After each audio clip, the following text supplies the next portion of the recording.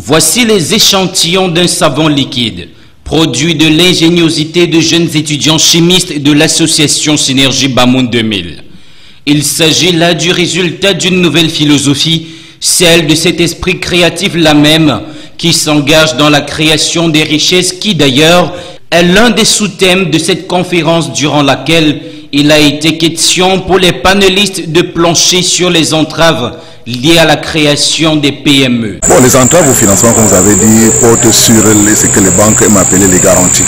Parce qu'on n'est pas toujours sûr qu'en vous remettant telle ou telle somme, ils vont encore vraiment revenir sur les frais. Ce n'est pas souvent évident. Il y en a qui ne sont pas honnêtes, ils vous présentent de bonnes choses, mais ce n'est pas ça à la fin.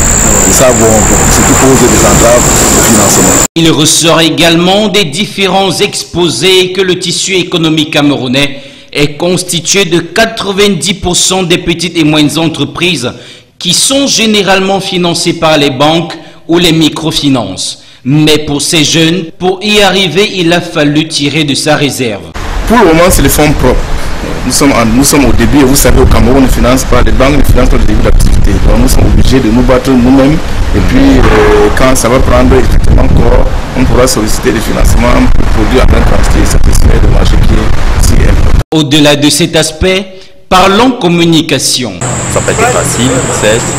On a dû mettre en place des outils du Project Management Institute de PMI. Je suis certifié et je suis PMP. Et grâce à cela, on a pu surtout travailler à distance. WhatsApp, c'est un outil génial pour gérer le projet. Et ça nous a permis, en un laps de temps, de faire des choses extraordinaires. Et Facebook aussi. Et je pense que on devrait vulgariser non seulement l'été ici et surtout ce qu'on appelle les réseaux sociaux. C'est-à-dire que vraiment c'est un outil qu'on peut utiliser pour améliorer la gestion des projets. Surtout, ça aide à la réduction des coûts.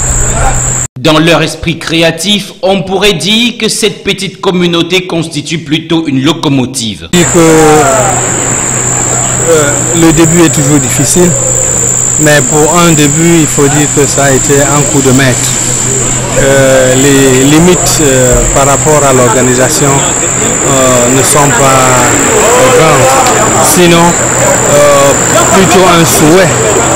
J'aimerais par exemple que le Cinébam essaie d'ouvrir, n'est-ce pas, sa conférence aux autres étudiants, aux autres jeunes des autres régions, afin que nous ayons beaucoup plus de monde que ce que nous avons eu aujourd'hui. Sinon, au niveau de l'organisation, pratiquement, c'était vraiment excellent. En outre, la conférence est achevée par la remise des diplômes aux étudiants formés, sans oublier la présentation du nouveau bureau exécutif du Cinébam, dont le coordonnateur est le sieur Kouotou Idrissou, qui aura la lourde responsabilité de faire plus de jeunes initiants de micro-projets pour un essor inouï.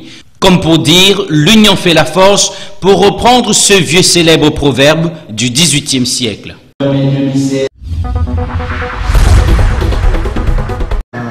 Chose promise, chose due. La place de la vallée Besseka à Douala a abrité ce 20 mai 2016 les festivités de la 44e édition de la fête de l'unité nationale. L'arrivée de Samuel Dieudonné Ivara Diboa, gouverneur de la région du littoral, a donné suite à l'ouverture des festivités. Enlevé des rideaux, l'on a procédé à la remise des trophées de l'unité, mais aussi à des décorations. Sous l'émerveillement d'un public venu nombreux et composé des autorités traditionnelles, civiles et religieuses, environ 270 récipiendaires ont été décorés aux différents ordres que sont Ordre national de la valeur, du mérite camerounais, du mérite agricole et du mérite sportif. Commandeurs, officiers et chevaliers ont reçu du gouverneur des précieux métaux. Pour les récipiendaires, c'est une joie énorme. Je pense que ce patriotisme-là, où tout le monde se lève pour protéger notre pays, est très appréciable. À 10 heures précises, le défilé militaire entrait en scène.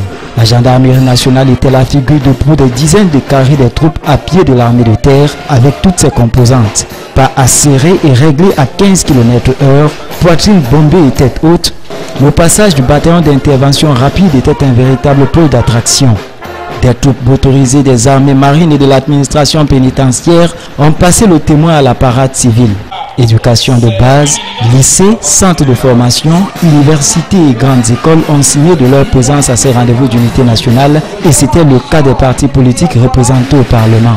Ils ont pour l'occasion, sur leurs divergences et marqué d'une seule voix leur adhésion commune à la préservation de la paix, de l'intégrité nationale et la lutte contre le terrorisme. Un déploiement qui laisse satisfait le numéro 1 de la région. Symbole patriotique, un défilé de la détermination des forces de défense et des forces vives de la nation qui, comme un seul homme, se sont levés pour dire au chef de l'État, nous sommes derrière vous pour combattre ensemble le terrorisme et préserver la paix et l'intégration de notre territoire. Les réjouissances se poursuivront dans les chaumières en attendant le retour à la vallée Besséké le 20 mai prochain.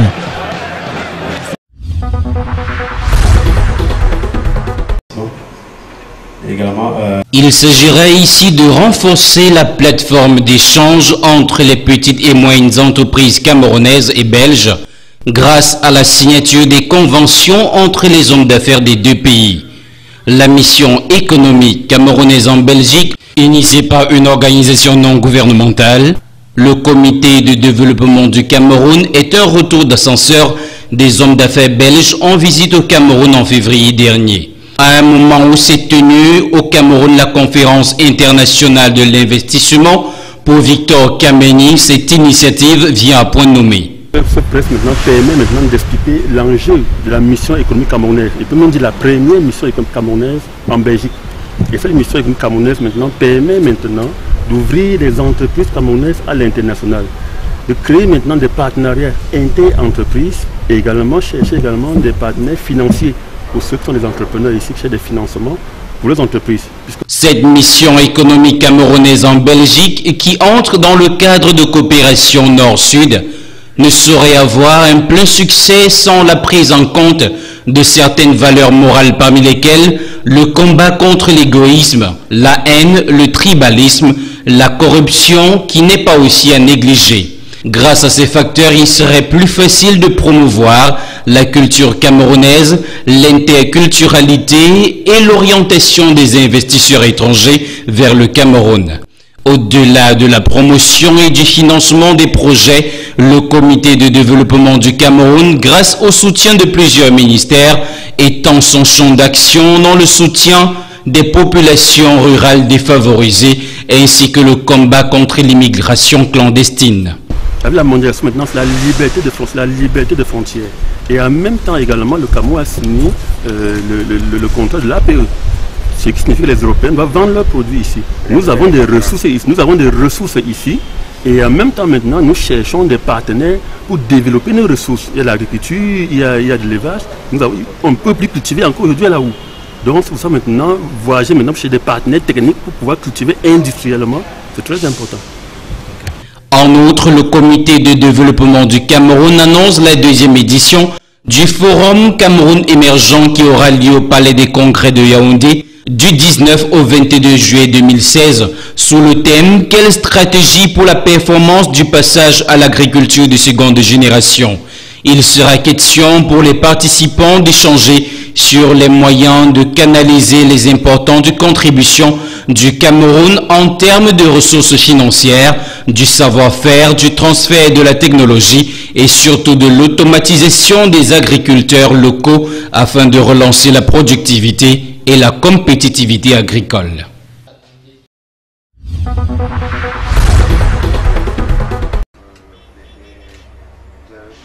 Comme il est d'usage diplomatique, Hervé Konan, le directeur du bureau de l'Agence française de développement au Cameroun, est allé dire au revoir à André Mamafouda. C'était au cours d'une audience à lui accordée par le ministre de la Santé en présence de son secrétaire d'État, Alim Ayato, chargé de la lutte contre les épidémies et les pandémies. Et la meilleure image qu'ils gardent de leur relation de travail, c'est le chèque santé qui, malgré les difficultés rencontrées lors du lancement à Yaoundé en juin 2015, suscite l'adhésion des femmes. À ce jour, plus de 16 000 femmes ont consenti à ce dispositif. Le deuxième point qu'il retient avec le ministre de la Santé, c'est le financement par l'Agence française de développement et d'une dette de la Centrale nationale d'approvisionnement en médicaments et consommables essentiels. Par rapport à l'approvisionnement du Cameroun en antirétroviraux, aussi parle-t-il des perspectives.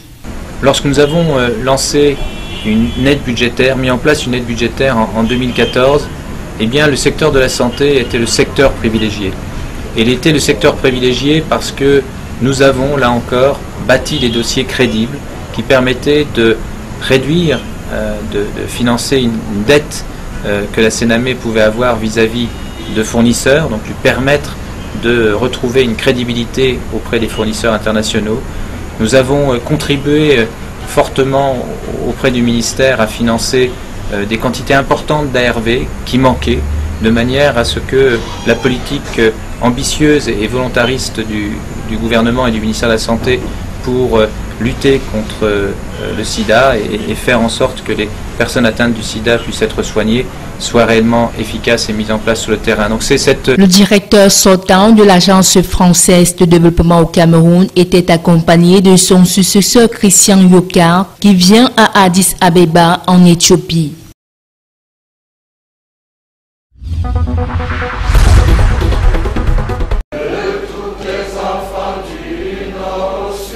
Après l'examen du compte administratif de l'exercice 2015 de la commune d'arrondissement de Douala 1er, le dit compte présenté en recette à la somme d'1 708 940 015 francs CFA pour 1 639 370 051 francs CFA de dépenses a été adopté et voté ainsi que les 12 délibérations par la quasi-totalité des conseillers. En ce qui concerne la mise en place d'un système de sécurité sociale au profit des conseillers municipaux de la commune d'arrondissement de Douala 1er, la date du 1er juin 2016 a été arrêtée pour le début de la prise en charge des soins médicaux à hauteur de 80% pour les uns et 100% pour les autres, avec la limite d'âge de 60 ans au maximum.